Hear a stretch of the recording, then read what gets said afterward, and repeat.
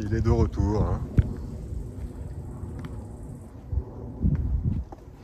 Salut à tous, j'espère que vous allez bien. Aujourd'hui, ça va être une petite vidéo où je vais vous expliquer quelques petits points à contrôler lorsque vous voulez acheter un Raptor 700 ou un quad en général d'occasion. Donc il y a quelques petites choses que vous pouvez contrôler vous-même ou avec l'aide de quelqu'un et certaines choses que vous ne pourrez pas contrôler comme par exemple l'intérieur du moteur, ça. Donc voilà, je vais vous donner quelques astuces, quelques conseils. Allez, c'est parti. Bon, déjà le premier truc à contrôler visuellement, c'est l'extérieur. L'ensemble, on va dire l'ensemble du quad. Les carénages, voir s'ils sont pas rayés, voir s'il n'y a pas des pattes de cassé, parce que là vous avez des pattes de voir à montrer ici. Ici dans les carénages vous avez des petites pattes qui sont en boîte et tout, ça c'est toujours bon de regarder si c'est pas cassé. Après, c'est pas parce qu'un quad est sale ou avec des carénages cassés qui est forcément pas bien. Le plus important pour moi dans un quad, c'est le moteur. C'est pas l'esthétique. L'esthétique des carénages, ça vaut rien du tout. Pour moi, le plus important, c'est le moteur, qu'il soit sain au niveau du moteur. Mais ça, après le moteur, on y viendra après. Donc déjà, contrôler l'état visuel du quad comme ça. Tu regardes l'état des carénages, s'ils sont pas rayés, s'ils sont pas tout ça. Après, tu as des gars qui font du cross en forêt, donc forcément, les carénages seront rayés, tout ça. Mais comme je dis, les carénages, c'est pas le plus important. Donc voilà, déjà, le premier regard quand tu le vois, qu'est-ce qui t'inspire au niveau des carénages, au niveau de tout ça. S'il est propre, s'il est pas dégueulasse, tout ça, s'il est lavé. Déjà, s'il est lavé, c'est que le gars, il l'entretient. Si le mec, il se ramène avec un quad rempli de boue ou rempli d'herbe ou de trucs, c'est que le mec, déjà, il s'est même pas cassé la tête à le laver pour la vente. Voilà, quoi. Donc voilà, le premier point, tu regardes, tu fais un tour. Avant même de le démarrer tout ça, hein, juste tu regardes, tu fais un tour, tu regardes comme ça, tu jettes un coup d'œil, hop, hop, et après tu commences à parler ou à vérifier 2-3 trucs plus techniques. Donc on va commencer déjà par l'arrière.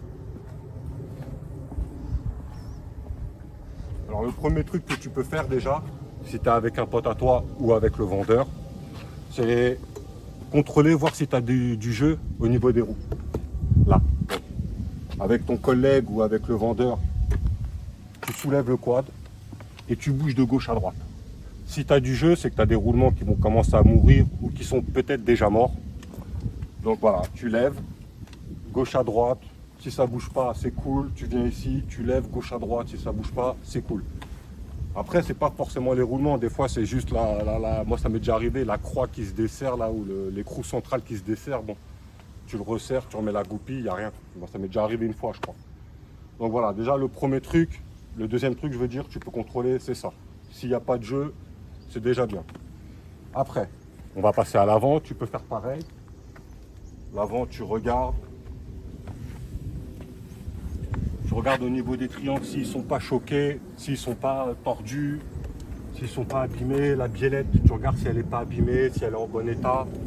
Tu regardes la biellette si elles sont pas choquées, coquées, ne serait-ce que même un tout petit peu enfoncées, tu vois. Si elles sont en bon état, si elles sont droites. Pareil là, tu regardes ici, s'il n'y a pas de choc, s'il n'y a rien.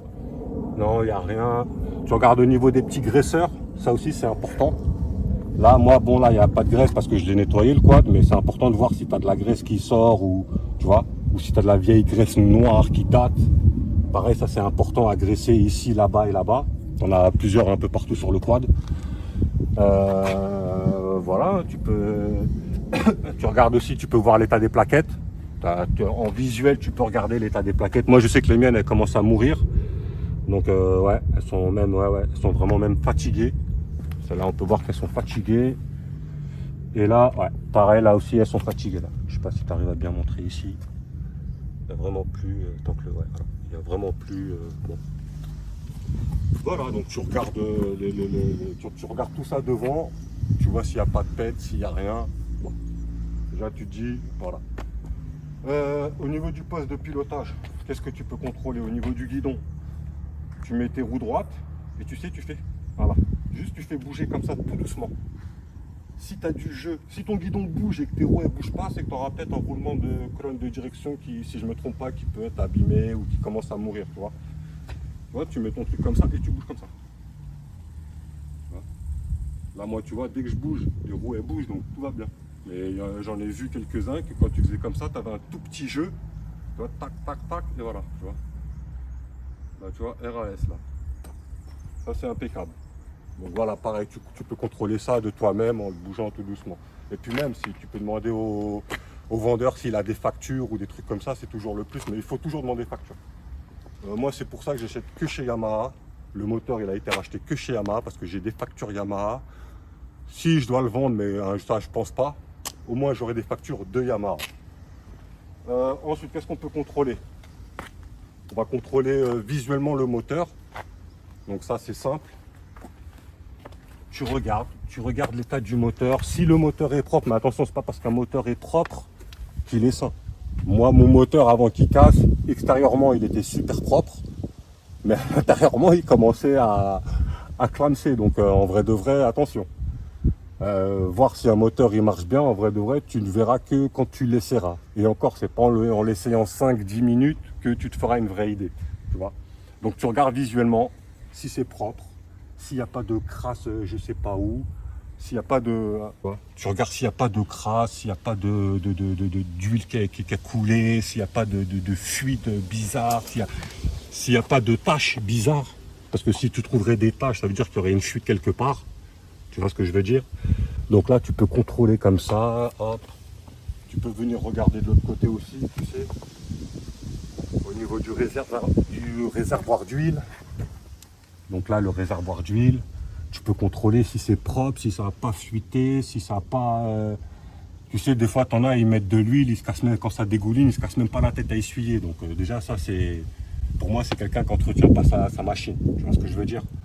Donc ça, tu regardes s'il n'y a pas de fuite. Tu peux toujours regarder en dessous le bouchon de réservoir. Tu peux passer ta main dessus, voir s'il n'y a pas de fuite non plus. Ça, c'est important parce que de temps en temps, tu as des quads qui fuient au niveau d'en bas. Ça peut être que le joint, des fois. Comme des fois, ça peut être le pas de vis qui est foiré. Donc ça, c'est toujours bon aussi. Juste avec la main, tu trouves le bouchon. Je sais plus, il est où le bouchon? Il est en dessous de la plaque là, quelque part par là. Donc tu peux passer ta main et tu regardes si c'est sec ou si c'est humide. Si c'est humide, et voilà, il faut demander est-ce que le mec il a refait une vidange récemment, ça se trouve ça n'a pas été serré assez fort ou ça a été serré trop fort, ce qui a abîmé le joint. Ensuite, tu peux regarder le kitchen. Ça aussi c'est important. Bon là il est neuf celui-là. Tu peux regarder les dents si elles sont pas abîmées, si elles sont droites. S'il en manque pas, mais après s'il en manque, c'est chaud quoi. Je pense pas que tu puisses bien rouler comme ça.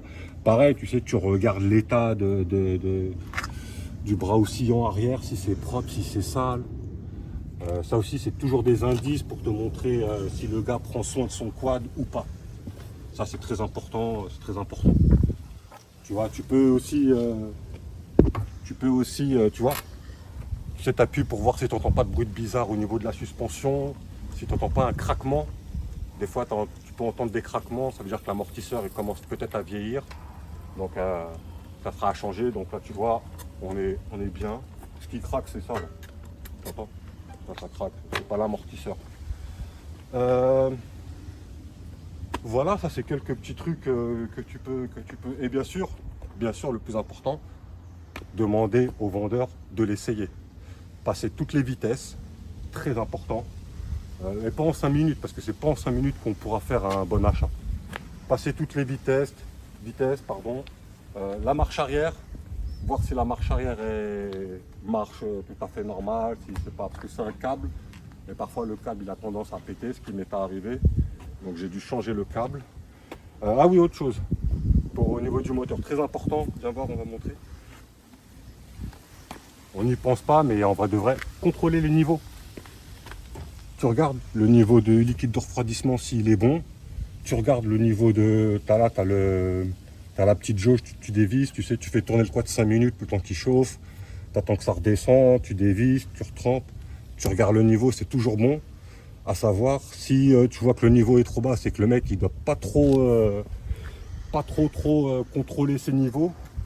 Si le niveau est bien, c'est que le mec avant chaque sortie ou avant toutes les 2-3 sorties, il doit contrôler son niveau. Donc bon voilà, si le niveau est bien, il n'y a pas de souci à ce niveau là. Donc voilà, ça c'est toujours aussi très bien de le vérifier. Et puis voilà, donc comme je vous disais, l'essayer, faire vraiment 1, 2, 3, 4, 5, tout essayer. Bon, on va faire un petit essai, tiens, allez. Moi je suis sans casque, mais je suis dans un endroit où il n'y a pas de voiture, c'est fermé à la circulation, c'est une zone de bureau, donc il n'y a personne. Le peu que je vais faire, je vais déranger personne, donc commencez pas avec vos messages et je ne vais pas faire de wheeling ni rien. De toute façon, il est encore en rodage, il a 126 km. Tiens, regarde mon contrôleur. Il a 126 km, donc je peux pas encore faire trop le con avec, donc je préfère aller tranquille.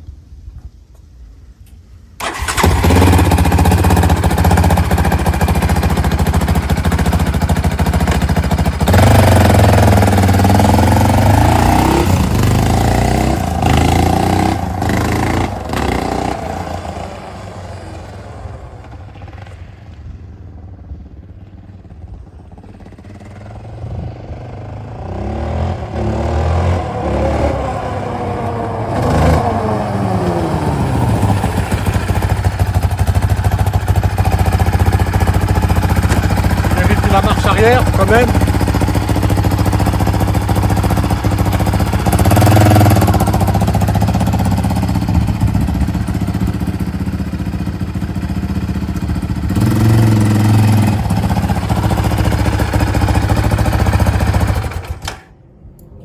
Mais bon voilà, comme je te dis,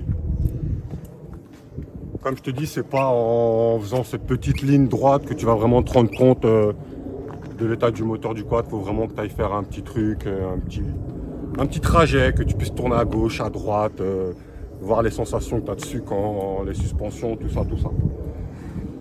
Donc voilà, en gros, voilà les conseils que je peux vous donner. Je suis pas un pro, je préfère vous dire, je suis pas un pro du quad, mais c'est quelques petits trucs que tu peux vérifier toi avant l'achat d'un quad. Après, si tu as un copain à toi qui est mécano ou qui s'y connaît, c'est encore mieux d'y aller avec, il n'y a pas mieux. Donc voilà mes conseils. J'espère que la vidéo vous aidera au cas où vous avez besoin de choisir un quad. Et puis je vous laisse avec ce magnifique bébé. Allez, salut tout le monde.